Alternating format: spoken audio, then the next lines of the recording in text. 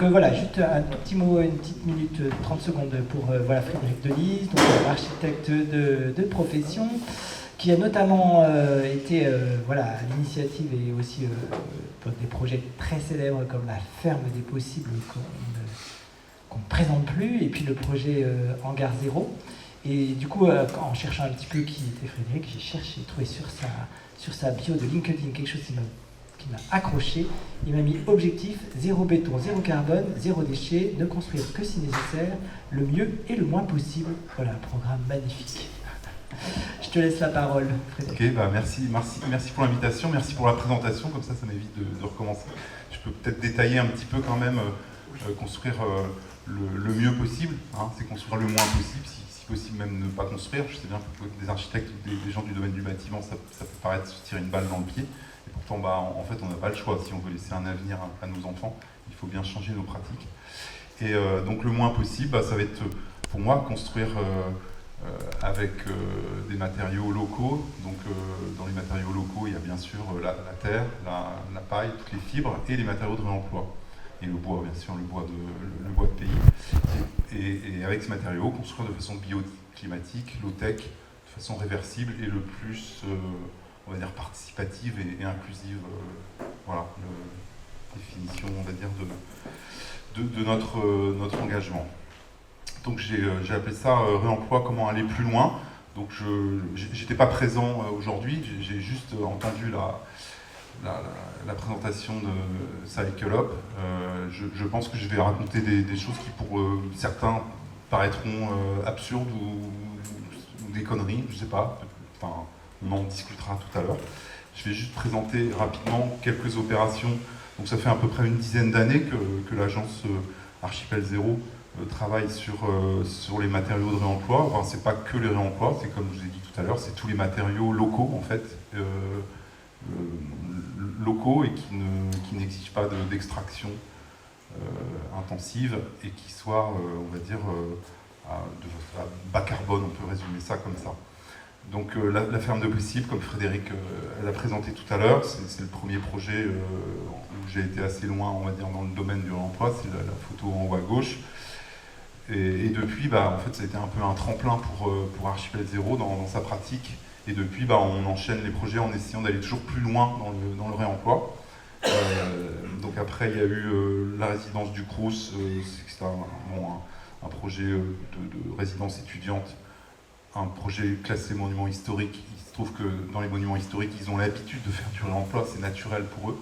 Par contre, là, on a essayé de réemployer des choses qu'eux n'avaient pas forcément l'habitude de réemployer. C'était des choses un peu vulgaires ou sans valeur patrimoniale. Mais par contre, ce qui était intéressant, c'est que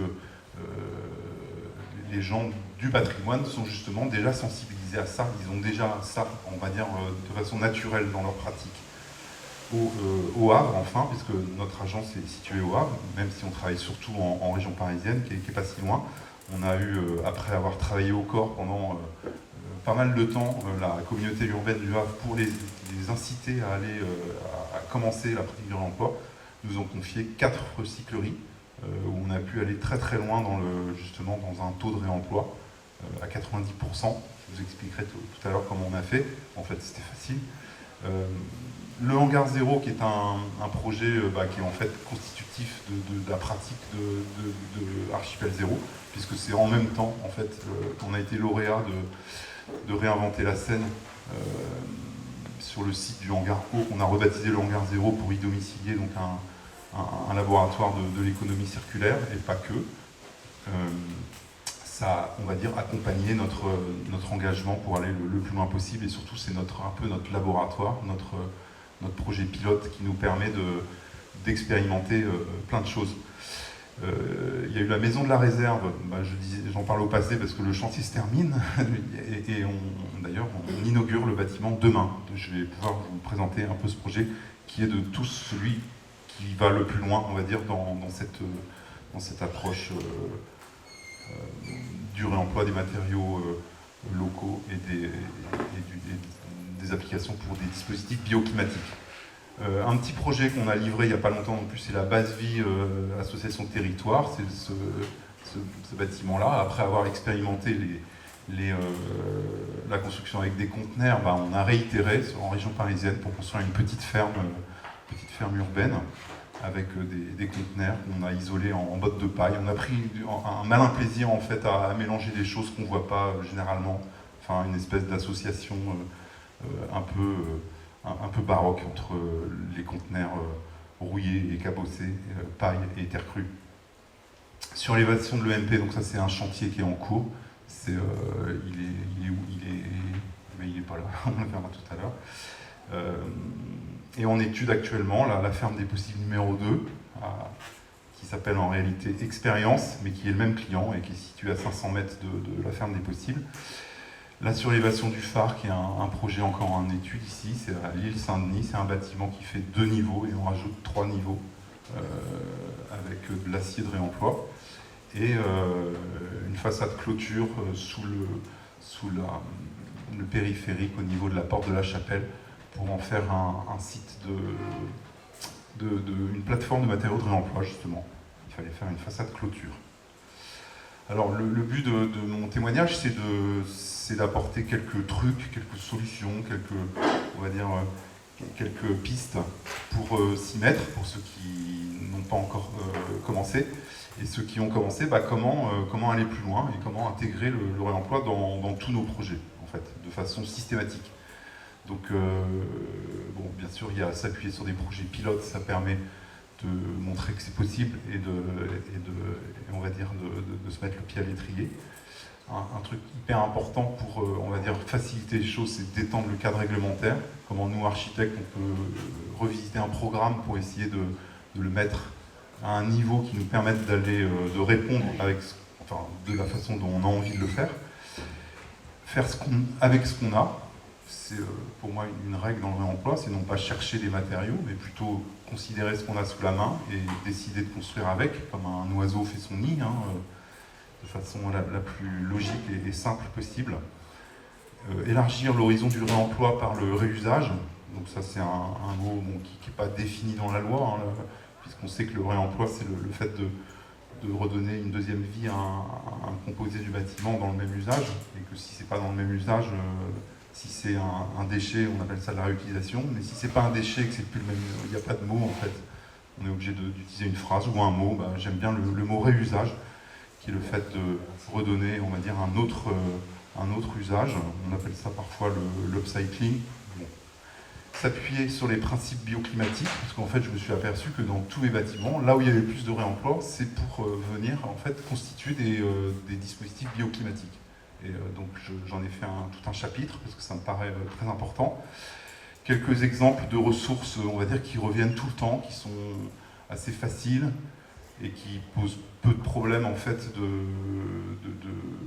à la fois de sourcing et de mise en œuvre. Et puis enfin, quelques mots sur comment convaincre un maître d'ouvrage, comment convaincre une entreprise, comment convaincre on va dire, les partenaires à qui on a affaire pour être suivi et pas entravé, on va dire, dans sa pratique, et bien sûr bien choisir ses partenaires. Je vais commencer par le hangar 0 parce que évidemment c'est un peu notre point de base. Donc c'est situé au Havre, c'est un ancien dock à café.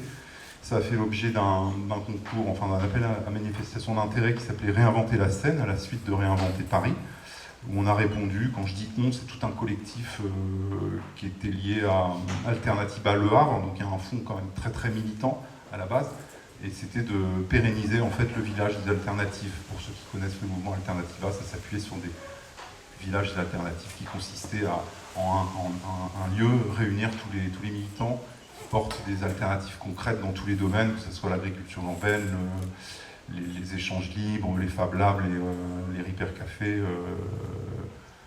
les AMAP, etc. Alors, et puis après le village des alternatives, on a cherché un lieu et on avait ce hangar, un ancien dock à café qui s'appelait le hangar O, qu'on a rebaptisé Zéro pour garder la même graphie, mais tout en revendiquant le zéro déchet, zéro carbone, zéro exclu, zéro tout ce qui n'est pas bien. Voilà. Donc vous voyez à gauche le hangar il y a 10 ans, comme il était avant qu'on commence à le torturer. Et donc on a fait des trous, on a fait Quand je dis on, il y a beaucoup de choses qui ont été faites par des entreprises au départ. On n'avait pas de moyens, donc on a mis quand même beaucoup de temps, hein. Quand je parle de 10 ans, c'est le première on va dire, idée de réaliser un lieu qui réunisse le village des alternatives. Réinventer la scène a eu lieu en 2017, donc il s'est passé 2 ans où on cherchait des lieux, on avait enfin trouvé ça, on a gagné le concours. Voilà, on a juste gagné le droit de faire notre projet, mais rien d'autre. C'est-à-dire que, évidemment, en tant que collectif militant, on n'avait rien, pas de moyens. Donc ça a été assez long quand même de constituer une cagnotte, de trouver les emprunts et les subventions nécessaires pour mener à bien notre projet. Et dans un premier temps, donc, il y avait pas mal de choses qui devaient être faites par des entreprises qu'on ne pouvait pas faire nous-mêmes, comme percer les baies, installer des fenêtres là où il y avait des locaux chauffés, isoler le toit et rentrer les conteneurs à l'intérieur, puisque vous allez voir que ce bâtiment est composé de... C'est la brique du hangar 0, c'est le conteneur maritime. Donc justement, on a en fait utilisé tout ce qu'on avait sous la main. Le port, c'est un bâtiment qui est situé à l'interface entre le port et la ville du Havre, donc on a utilisé bien sûr des conteneurs, mais également des structures bois, acier, réemploi d'isolant thermique, dalles de faux plafond, fenêtres, enfin tout ce qu'on... Je ne vais pas dire toute la liste, c'est à peu près tout ce qu'on a pu trouver facilement. C'est un lieu qui est toujours en construction, puisque après ce qui a été fait par les entreprises, on est depuis maintenant 5 ans, depuis le Covid à peu près, dans l'autoconstruction participative, où là c'est uniquement du bénévolat. Il y a uniquement 3 salariés qui encadrent, on va dire, un petit groupe de bénévoles qui tournent, des gens en insertion également. Et vous voyez la mise en œuvre des conteneurs et entre les conteneurs des planchers en bois de réemploi et des cloisons dont je vais vous parler tout à l'heure. Et sinon ça c'est à l'intérieur de la serre, c'est le bar avec sa terrasse qui partage, on va dire, la serre avec une entreprise d'aquaponie qui est l'association de l'hydroponie et de l'aquaculture. D'étendre le cadre réglementaire. Donc ça, pour ceux qui connaissent bien la réglementation, c'est comment éviter le plus possible les réglementations qui sont très contraignantes, notamment la réglementation incendie. Le meilleur moyen, c'est toujours se situer à moins de 8 mètres. Le dernier plancher, pas plus de 8 mètres. Là, on est à 7,96 m en empillant 3 conteneurs et avec les épaisseurs de plancher. Pas plus de 200 personnes du public, je dis bien du public, hein, si on ne compte pas les salariés. C'est important de ne pas dépasser 200 personnes pour rester en 5e catégorie. Et pas de locaux à sommeil. Je dis ça parce que ça paraît une évidence, c'est un tiers-lieu, mais en réalité il y a toujours une pression pour dire si, mais oui, on va prendre des gens en résidence, il y a des artistes qui viennent, etc. Il faut trouver un endroit pour les héberger, ça serait bien qu'on... Non, on ne mélange pas de locaux à sommeil. Et le plus possible, dissocier le code du travail des ERP, de la partie ERP. Qui, contrairement à ce que beaucoup de bureaux de contrôle disent, il n'y a pas de barrière à faire entre l'ERP et le code du travail. Ici, dans le grand volume du hangar 0, on est ERP au rez-de-chaussée, donc on applique évidemment les règles AM08, enfin le classement au feu des matériaux, et les étages qui sont en code du travail, où là, il n'y a quasiment rien, le fait que ça soit en code du travail, moins de 8 mètres. En fait, vous pouvez regarder la réglementation, c'est quasiment rien. On peut faire des cloisons qui sont pas classées au feu. L'essentiel, par contre, c'est bien sûr, c'est pas faire n'importe quoi. Donc, on a misé le plus possible sur le nombre d'escaliers, les évacuations. Enfin voilà, c'est un bâtiment d'abord qui ne reçoit pas énormément de personnes. Par contre, on est 10 fois supérieur à ce qu'il faut pour les évacuations et pour pas de cul-de-sac, etc. Enfin, tout ça a été bien pensé pour que ça soit le plus sûr possible.